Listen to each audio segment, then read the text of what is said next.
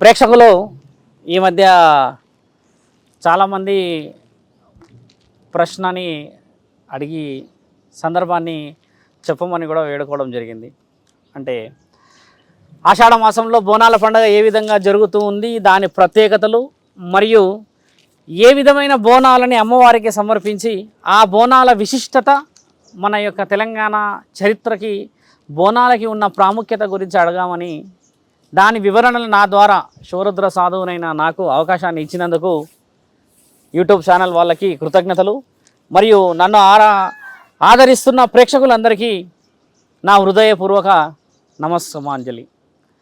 మిత్రులారా, తెలంగాణ ప్రాంతంలో జరుగుతున్న బోనాల పండుగ ప్రత్యేకత మనం మాట్లాడుకుంటూ ఉంటే, పూర్వం వరంగల్ ప్రాంతంలో అమ్మవారికి బోనాలు సమర్పించే కార్యక్రమాలు ఉన్నాయి. అప్పుడు ఆ బోనాల కార్యక్రమాన్ని కాకతీయుల సామ్రాజ్యంలో ప్రతి సంవత్సరం ఆషాఢ మాసాన ఉగ్రరూపం ఎత్తిన మహంకాళికి బోనాలు సమర్పించేవాళ్ళు. ఆ కార్యక్రమం తదుపరి సంవత్సరాలలో గొల్లకొండలో ఒక గొల్లవాడు మేకలను మేపుతూ వస్తూ ఆ కార్యక్రమాల్లో మేకలు చనిపోతున్న ఆ తరుణాన్ని గమనించి, అమ్మ, మన సాంప్రదాయంలో రాయిని పూజించిన గొప్ప విలువ ఉంటుందని అన్నారు. కాబట్టి మిమ్మల్ని ఈ రోజు నుంచి ఇక్కడ ఒక రాయి పెట్టి ఈ కొండపై వస్తూ ఉన్న నా యొక్క పశువులు, నా యొక్క మేకలు ఆయురారోగ్యంగా ఉండాలి అని మొక్కి పూజించిన తర్వాత ఆ యొక్క మేకలు ఆయురారోగ్యంతో ఉండి మంచి పశువు సంపదని ఇవ్వడం ద్వారా ఆ గొల్లవాడు గోళ్ళకొండని నిర్మించి, అప్పటి కాలంలో ఉన్న ప్రతాపరుద్రుడు కాకతీయుల కాలంలో శ్రీకారం చుట్టారని మీ అందరికీ తెలుసు. అలా వస్తున్న ఈ బోనాల పండుగ ప్రత్యేకత ఆ రాజుకి, అప్పట్లో ఉన్న కుతుబ్షాహీ వంశస్థుల రాజులకి ఈ వివరణ కూడా చాలా స్పష్టంగా తెలిసి, బోనాల పండుగ యొక్క ప్రత్యేకత, దీనిలో ఉన్న అంతరార్థాన్ని తెలుసుకొని ప్రతి సంవత్సరం ఈ బోనాల పండుగని ఆహ్వానం పలికాడు. అదే తరుణంలో కూడా ఇంకొక కథని మనం చాలా వివరణలో వింటూ ఉంటాం. జరిగిన సంఘటన, గోళ్ళకొండని పాలిస్తున్న అప్పట్లో రాజు కుతుబ్షాహీ వంశస్థులు ఢిల్లీ నగరానికి యుద్ధ సమయంలో, అమ్మ, నేను యుద్ధాన్ని గెలిచి వస్తే నీకు కనివిని ఎరగని రీతిలో బోనాల పండుగని చేస్తాను, నా రాజ్యాన్ని కాపాడు అన్న ఆ తరుణాన్ని కూడా మనం చూస్తే మిత్రమా, అమ్మ అనుకున్న విధంగానే ఆ రాజుని గెలిపించి రాజ్యానికి తిరిగి విజయస్తుడిగా రప్పించుకొని ఇదే గోళ్ళకొండలో అమ్మ ఘనంగా పండగలు చేసుకుంది. అలా చేసుకున్న ఆ పండుగలు కూడా గోల్కొండ పండగ మనకి ఈరోజు బోనాల పండుగ లాగా కూడా స్వీకరణ జరిగింది. తదుపరి కార్యక్రమాల నిమిత్తం మాట్లాడుకుంటూ వస్తే, ఆషాఢ మాసంలోనే ఈ బోనాల ప్రత్యేకత ఏ విధంగా చేయాలి అనేది కూడా చెప్పుకుంటూ వస్తూ ఉన్నాం. కుతుబ్షాహీ వంశస్థులో పేరుగాంచిన ఈ బోనాల పండుగ 18వ శతాబ్దం నుంచి చాలా ప్రాచుర్యతగా తెలంగాణ ప్రాంతంలో మొదలయ్యి ఊరూరా హర్వాటంతో చేస్తున్నాం. అయితే జగదాంబికాదేవి ఆలయంలో మొదటి బోనాన్ని సమర్పించిన ఆ పనితీరు కానీ, అప్పట్లో రాజులు మెచ్చిన ఆ బోనాల పండుగకి ముస్లిమ్స్ అయినా కూడా ఎలాంటి కులాంతర మతాంతర వ్యవధులు లేకుండా గోళ్ళకొండ ప్రాంతంలో బోనాల పండుగని ఎంతో అలంకరించి చేసేవాళ్ళు.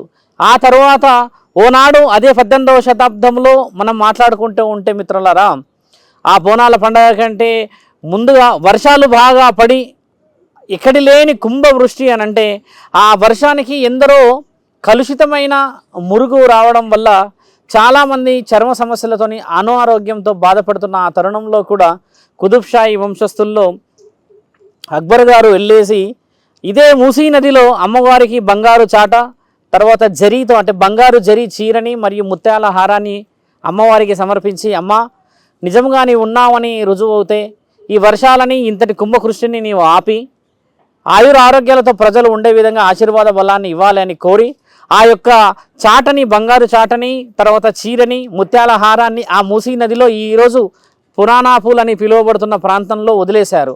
అలా అమ్మ ఆ పూజని మెచ్చి, భక్తుల యొక్క శ్రద్ధలను మెచ్చి, అమ్మ ఈరోజు సింహవాహిని అయి లాల్ దర్వాజా దగ్గర ఉన్న బోనాల పండుగని ప్రత్యేకముగా కొన్ని సంవత్సరాల నుంచి అందుకుంటుంది. అలాంటి చరిత్రలు కలిగి ఉన్న దాంట్లో ఉజ్జయిని మహంకాళి రూపాన అమ్మ మహంకాళి రూపాన్ని ఎత్తి సికింద్రాబాద్లో అప్పట్లో ఒక సైనికుడి వివరణలకి వెళ్తే 100 సంవత్సరాల క్రితం జరిగిన యుద్ధంలో అమ్మ చాలామంది ఇక్కడ అనారోగ్యంతో బాధపడుతున్నారని, ఆ అనారోగ్యాన్ని మీరు తగ్గిస్తే మాకు ఎంతో మేలు జరుగుతుందని ధైర్యంగా ఉజ్జయిని నుంచి అమ్మవారి మహంకాళి విగ్రహాన్ని తీసుకొచ్చి ఇక్కడ పెట్టిన తరుణాన్ని మనం చూస్తూ ఉన్నాము. ఇప్పుడు ఈరోజు ఉజ్జయిని మహంకాళి యొక్క పండగని అంగరంగ వైభవంగా జరుపుకుంటున్నాం. మొదట ఉజ్జయిని మహంకాళి బోనాల సమర్పణ. ఈరోజు చూసుకుంటే మిత్రమా, జగదాంబికాదేవి మొదటి బోనం, ఆ తర్వాత జరగబోయే లాల్ దర్వాజా బోనాలు, ఉజ్జయిని మహంకాళి బోనాలు, ఆ తర్వాత ఊరూరా జరిగే బోనాలకి ఎంతో ప్రత్యేకత ఉన్నది. మరియు ముఖ్యంగా చాలామంది ఈ మధ్యలో మమ్మల్ని అడుగుతున్నది ఏంటంటే మిత్రులారా, గురువుగారు బోనాల పండగని మనము చూసుకుంటే ఆషాఢ మాసంలోనే ఎందుకు వస్తుంది? ఆషాఢ మాసంలో అత్తగారి నుంచి పెళ్ళి అయిన కొత్త వధూవరులలో అమ్మాయి అంటే పుట్టింటికి ఎందుకు వెళ్తున్నది? దానికి అంతరార్థాన్ని ఏమన్నా వివరించండి అని అన్న సందర్భాన్ని తీసుకొస్తే మిత్రులారా, అమ్మ నల్లపోచమ్మ తల్లి అగ్గిలో కాలి ఆదిపరాశక్తి అయిన సందర్భం మీ అందరికీ తెలిసి ఒగ్గు కథలు చాలామంది విన్నారు. నల్లపోచమ్మ తల్లికి శివుడు చేసిన ఒక అవమానం, అంటే నాకు నీవు పుట్టలేవు అని అన్న ఆ తరుణాన్ని బాగా వివరంగా తీసుకెళ్ళి పెళ్లి చేస్తున్న సమయం వచ్చినప్పుడు అమ్మ ఎర్రపోచమ్మ తల్లికి పెళ్లి చేస్తున్నాడు, నాకు నల్లపోచమ్మనైనా నాకు పెళ్లి చేయట్లేడు, నా తండ్రి అడవిలో నన్ను పాలు చేశాడు కదా, అడవి పాలు చేసిండు నన్ను, నా తండ్రి పరమశివుడికి ఏ విధంగా నేను జ్ఞానాన్ని నా విషయంలో చెప్పాలి, తెలియజేయాలి అన్న విషయ వివరణలో అమ్మ ఒక జ్ఞానాన్ని ఇచ్చే విధంగా జ్ఞానోదయాన్ని చేస్తుంది. ఆ యొక్క వివరణలకు వెళ్తే మిత్రులారా, బోనాల పండగ సందర్భం కూడా అక్కడ ఆషాఢ మాసానికి ఒక చిన్న వివరణ ఉంది.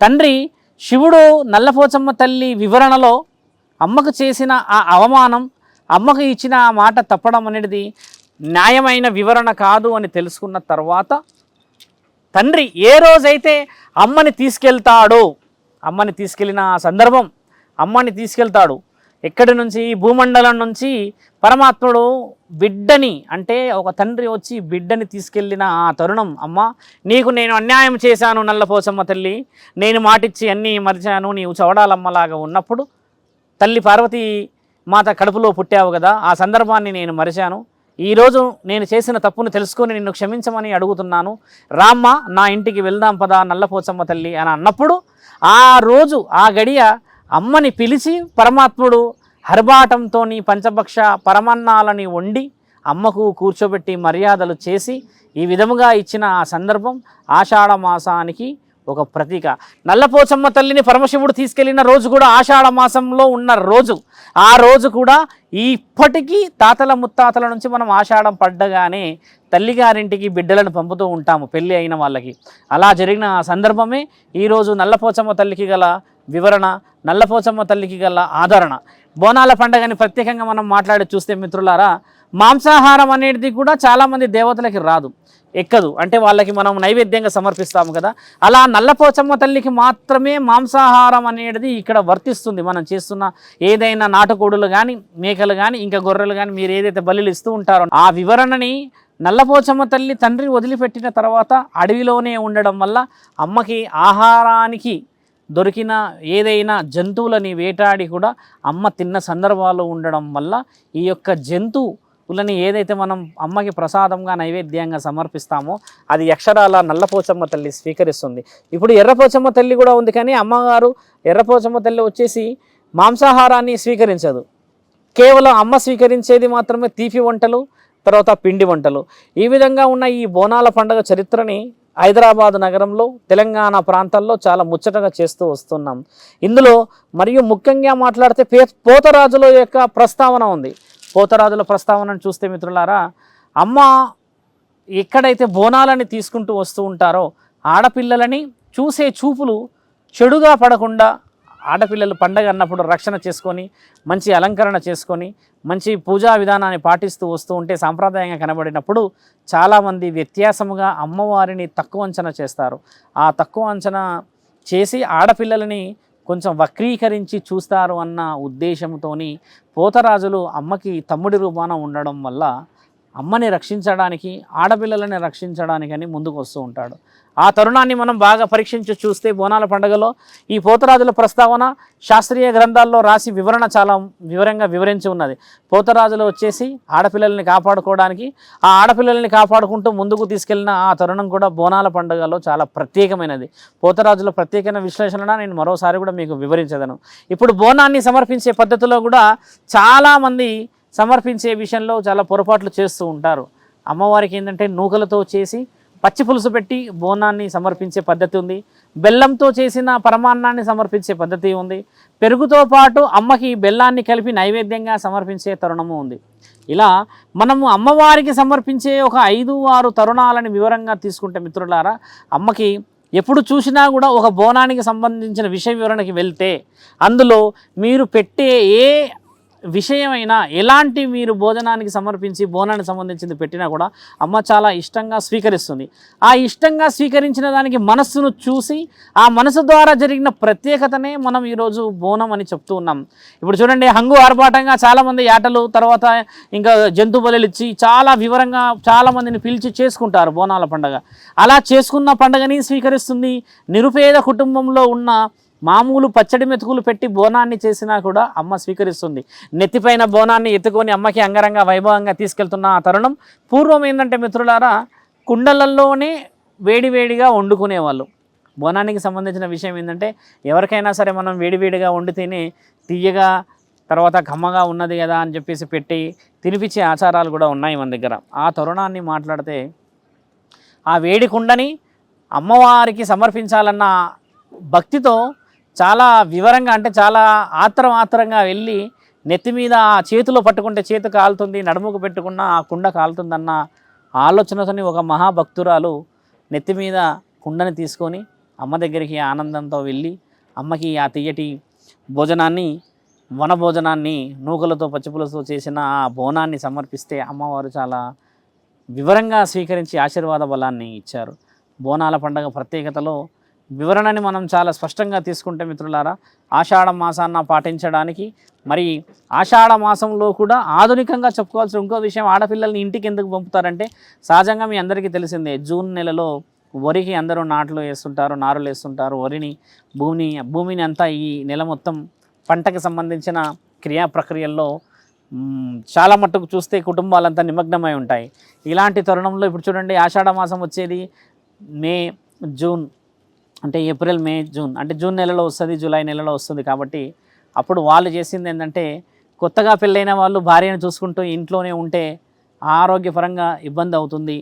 లేదంటే ఏదైనా వారు భార్యాభర్తలు అచ్చటముచ్చట ఇంట్లో ఉంటే పొలంలో ఉన్న పనులు చేయడానికని మగపురుషుడు ఇంట్లో ఉండడం వల్ల ఆ పనులన్నీ ఆగిపోతాయని, అలా కొత్తగా పెళ్ళైన ఆడబిడ్డ ఇంట్లో ఉంటే అత్త గారి యొక్క మొహాన్ని చూస్తే అరిష్టం అని చెప్పేసి ఒక పెద్ద మనిషి నిర్ణయించి ఈ ఆడబిడ్డని అమ్మగారింటికి పంపితే ఈ మగబిడ్డ ఎవరైతే ఉంటాడో, పెళ్లి కొడుకు కొత్తగా పెళ్లి జరిగిన అతను పొలం పనులలో నిమగ్నమై ఉంటాడు అన్న ఒక నానుడిని ఈరోజు పాటిస్తున్నాం. చరిత్ర శాసనాల్లో నల్లపోచమ్మ తల్లిని ఇంటికి తీసుకెళ్లిన తండ్రి శివుడి యొక్క రోజు ఆషాఢం. ఈరోజు మంచి జరగాలని పంట పొలాల గురించి ఆలోచించి ఒక పెద్ద మనిషి తీసుకున్న నిర్ణయం ఈరోజు ఆషాఢానికి వివరణ.